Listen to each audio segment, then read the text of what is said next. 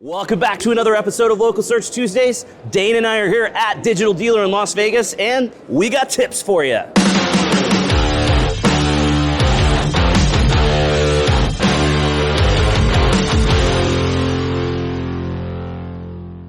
So we're in Las Vegas for Digital Dealer Las Vegas, and it's our first Digital Dealer with Dane at SearchLab. With me, I'm here, and I'm excited to talk to dealers about local SEO and help them improve their visibility for local searches. And to help with that, Dane and I walked around the conference floor and talked to friends and other experts. So you can get tips about all things to help you with your dealership operations. So check it out. Here's a list of awesome tips to help your dealership.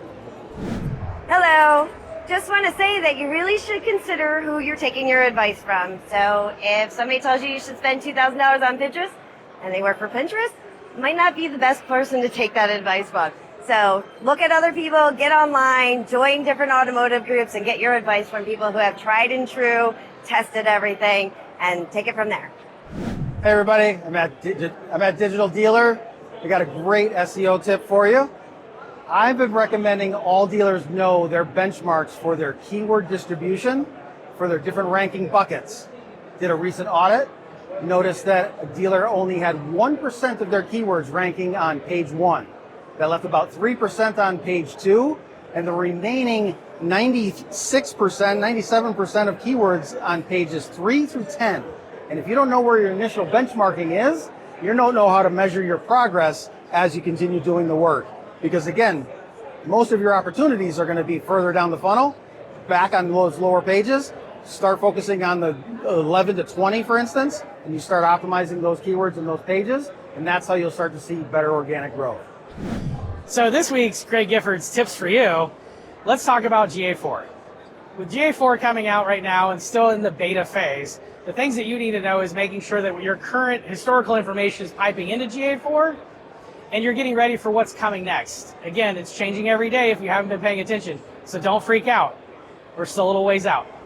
Just pay attention to the shit that's taking you a ton of time and figure out how to make that time shorter. All right, so tips of the week, the month, the year. What we're seeing at VinQ is a slowdown, but the slowdown's only really happening in the top % of cars, the top price range of vehicles. I'll tell you, from a buying strategy, you need to be looking at cars in that $15,000 to $22,000 to $25,000 retail price range. You're thinking, where do I find them? Where do I go to get them? Well, where we're finding them is on Facebook, on Craigslist, on AutoTrader, on Cars.com. By the way, they now have private party listings again. Wait, I thought they always had them. Nope, they came back. They were gone for nearly 2 years, and now Cars.com has private party listings, as well as KSL and Craigslist. But those places, if you look at them as a whole, you think, gosh, there's a lot of dealers that are advertising in those spots. A buying strategy, writing down what you're actually going after and setting your search filters to be able to be more surgical about acquisition is the first step. That was something that for us, when we started thinking and being curious about acquisition, it changed our world. And then you get to do what we all want to do, which is look at the numbers and see how it's actually impacting your business. When you call my store, we say, are you calling about buying a car or selling a car? That's something I really suggest that you think about doing for your store. You can even do it in fixed ops. In fixed ops, are you calling about servicing a car or are you calling about selling a car? So my other tip, because I think this goes in hand, it's days to market. When you're thinking about merchandising, from a merchandising side, be thinking about what are you doing in order to give the consumer more value over price, because money exchanges hands when problems are solved. So if you can give greater value, then you'll increase gross and churn. One of my friends, Dimitri, alphacars.com, check out his website. Independent dealer, has some of the coolest inventory, but more specifically, check out his VDPs and the depth that he goes to make sure that his customers get incredible value out of the information on the screen. Because if they're on autotrader.com or CarGurus or any of these websites, you got to give them a reason to go to your VDP.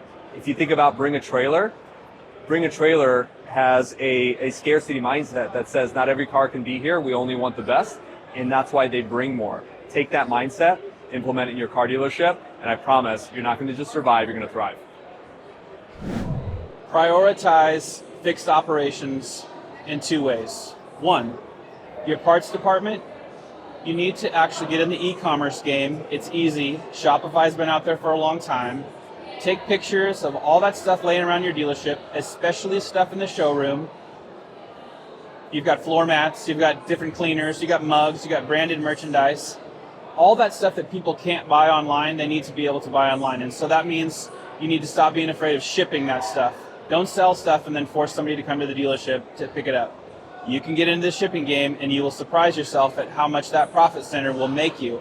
And also make sure that all of your marketing companies start running advertising for fixed operations, not just the service department, but also with parts. Especially when inventory is still a challenge for many of you, you need to make sure that you spend time right now making those service and parts centers truly profitable. Hey folks, service marketing is evolving. In today's service marketing world, you want to make sure that your Facebook ads, your paid search ads, and your display ads are all the same as what's showing up on your website. We call that connectivity. Hey, you need to make sure that you have someone inspecting the quality of data that's coming in from your third-party providers. Okay, so a lot of dealers aren't advertising their in-transit vehicles. You look at their website and they only have a couple cars in inventory, leads to a bad situation for them. What they want to do is get their in-transit vehicles posted on there and preferably merchandise them the way they do their other cars. So get real photos of your vehicles up there, put a little disclaimer that it's in transit, but it's going to help fuel your funnel and actually increase your market share overall in a competitive marketplace. So here's my tip. I talk about this all the time, a lot right now in sessions I'm giving, but I want dealers to start writing briefs. So I want you to start writing briefs and giving those briefs to your vendors based on the need of your quarter or the next year or certain plans and strategies you want to do. So a brief is that first document before you brainstorm ideas, before you come up with work back plans to get actions and strategies to market. Write a brief, and here's my hack, is look up OLA Brief, HOLABRIEF, olabrief.com. It's a briefing engine that helps you put all of your thoughts onto a great document that you can then hand to a vendor. They can help you a lot better when you really frame up your ideas and your thinking. That is my tip. So with SEO, one of the things that you always look for is how much traffic are you generating just from different content you're writing, blog posts and whatever it may be. But the best part is to actually evaluate what that's doing for your business. If you're generating a lot of traffic, it doesn't really matter. For example, we have a landing page for dummy codes on a car for a certain OEM. It's generated somewhere around 18,000 sessions and a grand total of 0 real conversions. If you're looking at analytics, it looked pretty dang good. In reality, it's not a good landing page. So when you're evaluating your SEO, make sure you're actually evaluating if that content is generating you business and generating you money. My tip is your Google business profile is not a set it and forget it marketing tool. Update it often, change the pictures, use the Q&A feature, and you know what? If you want more information about how you should be optimizing your Google business page, contact my good friend, Greg Gifford at SearchLab. I think the best thing that a dealer can do to really help themselves and their customers is really create that open, transparent buying experience to allow that customer to start online and really complete that journey in store and shop how they want to shop. Meeting customers where they're at is what's really going to help drive that revenue and repeat customers back to your dealership time and time again. Okay, so we're here at Digital Dealer. Here's my tip. Digital retailing, it's not new. It's been around for a while. Your customer has always wanted all the information up front, pretty much since '55. So just give them the information, however they want it, in a text, in an email, online, through a digital retailing app. Doesn't matter. But stop thinking it's new. Stop thinking that this is something that customers want to do. They don't want to. They may want to do it all the way to the end. They may want to do it part of the way to the end. It's about time. That's it. Less time in the store, more time out of the store doing what they do in their life. That's what it's about. And digital retailing that's it. There's your tip. Hey, so one of the biggest things I'm seeing in the industry right now, so you do any Google search, there are going to be 7 ads. And a big challenge I'm seeing is that a lot of your competitors are using the same copy and paste cookie cutter template to build out their ads and their campaigns.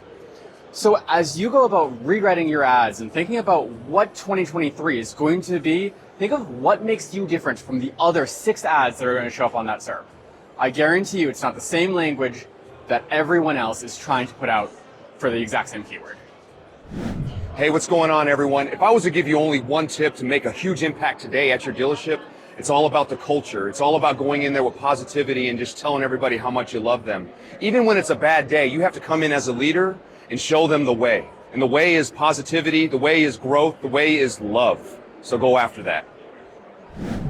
Thanks for sticking around and watching all of those awesome tips. That's definitely all the time we've got left for this week. So you know what that means. Put your hand on the screen right here. We totally just high-fived because you learned something awesome. Thanks for watching, and we'll see you again next week for another episode of Local Search Tuesdays.